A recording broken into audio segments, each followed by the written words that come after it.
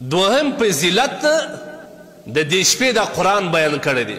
قرآن کې الله سبحانه وتعالی فرمایي تنزل الملائکة والروح فیها بإذن ربهم من كل امر سلام هي حتى مطلع الفجر.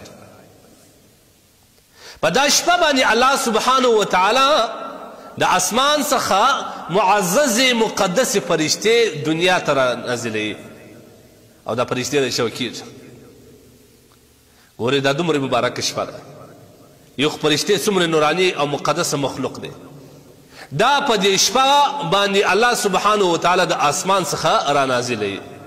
روایت کې د مسند احمد روایت دی چې په دغه شپه چې کوم فرشتې راځي د دې تعداد به د مځکې پر سر چې څومره ډبرې دي د هغوی نه هم زیات وي.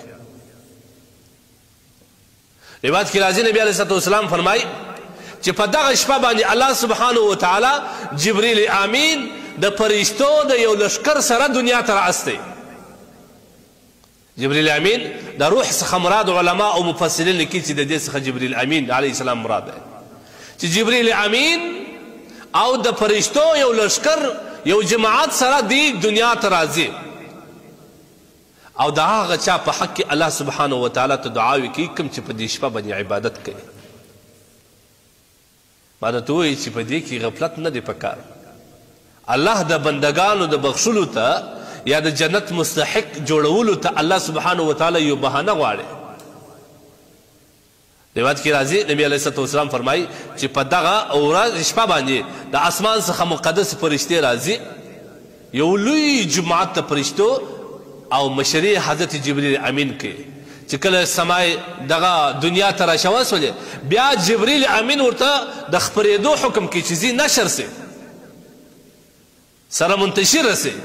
هر هغه چا ته ورځي چې هغه په دې شپه باندې په عبادت باندې په ولاړ وي یا په ناستې عبادت کې یا په پروت یا ذکر و اذکار یا تلاوت کې هر عبادت کول والا ته ورځي د هغه سره مصافحه کوي او د هغوی په دعا باندې امین وایي. حضرت تقي صاحب حفظه الله لیکي چې فرشتې په دې شپه باندې چې الله نازلوي دوه مقصد دی.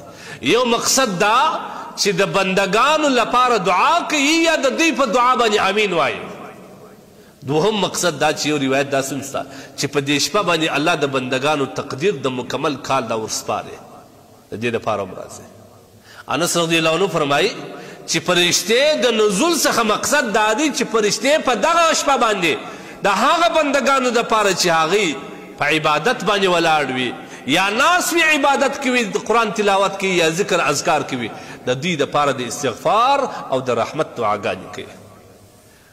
نو نیکبخته به هغه سړی چې فرشتې د ده پر دعا یا امین ووایي یا نیکبخته به وي هغه سړی چې فرشتې ده لره دعا وکړي او دا هغه کس جوړېدلی سي چې په دې شپه باندې ځان عبادت ته آماده کړي. یوازې نارینه باید نه وي په دې کې. ما مخکې درته وویل چې په عشر آخر کې په آخر عشره کې نبي علیه الصلاة والسلام په خپله هم عبادت لپاره کمر بسته و شپې روڼولې و ایقظ اهله او خپل کورنۍ هم د عبادت لپاره هڅول چې راکشېږي راویښولې د دې لپاره. پته هېڅ نه کېږي. ما درته وویل په دې شپه چې ته صدقه وکړې الله سبحانه وتعالی د زرو میاشتو د صدقې ثواب درکوي چې تقریبا 83 کاله او 4 میاشتې کېږي. د صدقې په نیت باندې په دې شپه باندې کور ته شان راوړه بوتلان راوړه د چای شی راوړه بسکیټ راوړه هغه شی چې مطلب په دې شپه خوړل کېږي. خلک عبادت کوي چې ستړي سي بیا د چای خوري دا شان نه خوري. دا به ستا دپاره څومره غټه صدقه د خپل اولاد او کورنۍ سره تساهل وکړه په دې شپه باندې د عبادت لپاره یې راکښېنوه ورته وایه چې کله ستړي کېداست دغه شی خوري ځان په اخته کوي او خوب به درسه ځي. بیا به دغه شپه تاسو و کور ته هم د اسمان مقدس فرشتې راځي تاسو ته به هم د رحمت دعا کوي ستاسو پر دعاوې به هم امین وایي او ستاسو دپاره به د الله څخه استغفار غواړي. مه کوئ عزیزانو دنیا تیره ده راتلونکی کال به ګوره موږ ژوندي یو که مړه یو. په دغه کال باندې الحمدلله خو موږ عادي په ژوند کې ور رسېدونکي الله دې مې ور ورسې. دا د قدر شپې چې کوم دي دا کمې شپې دي پر دې باندې انشاءالله درېمه خبره کوو. خو په دغه شپو کې انسان باید د عبادت ډېر کوشش وکړي ډېر ځان ستړی کړي او هر دعا وغواړه په دې کې چې کوم حاجت لرې په دغه شبې قدر کې وغواړه الله سبحانه وتعالی یې در پوره کوي.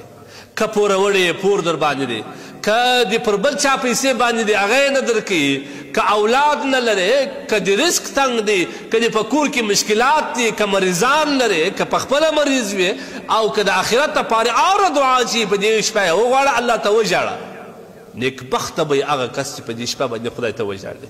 الله سبحانه وتعالی چې کوم حاجت د خدای څخه وغواړي الله درکوي. نو په دې شپه باندې غفلت نه دی په کار. ګورئ غفلت باید موږ نه وکړو.